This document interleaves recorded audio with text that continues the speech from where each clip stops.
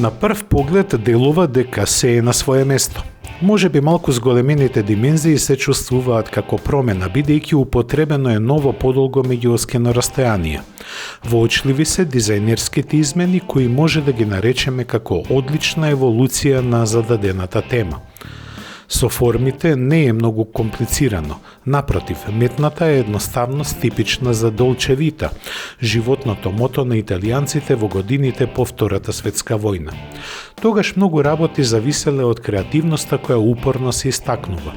Како што веќе е заклучено, се работи за дотерување и адаптирање на постоечката форма и дизајн, но тоа е направено одлично. Истата констатација се добива во внатрешноста. Интериерот покажува дека димензиите се зголемени и подобро организирани.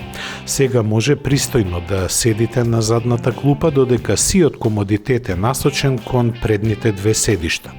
Тука е веќе познат амбиентот модифициран до потребната мерка. Редефиниран е кластерот со инструментите, еволуиран во дигитален. На централната конзола е неизбежниот монитор осетлив на допир. Неговата големина не е имперсивна, но е компатибилна на намената. Сите останати елементи се идентично решени како кај претходникот со осетно зголемување на просторот. Исто така топло може да се препорача и кабриолет верзијата која зачекори на пазарот со мало задоцнување. Сепак таа е вистински потсетник на Долче Вита, на триумфот на обичното над комплицираното, на секојдневната практичност наместо гламурозност. Затоа од кабриолетот се очекува да биде уште поатрактивен на пазарот. Сепак, кај Fiat 500 не се направени само структурни, туку и карактерни промени. Тоа најмногу се однесува на изборот на мотори кои претрпе големи осцилации. Најмногу се зборува околу потполно електричната верзија способна да одговори на сегашните потреби на купувачите. Таа испорачува 117 коњи напојувани од батерија со капацитет од 42 киловат-часови, доволен за домет од 320 километри.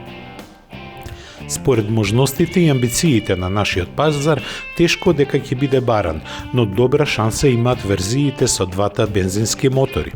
Поголемиот трицилиндерски бензинец има зафатмина од 1 литар, ослободува 70 коњи и 92 нјутон-метри. Истиот мотор може да има и електрична поддршка во форма на умерен хибрид.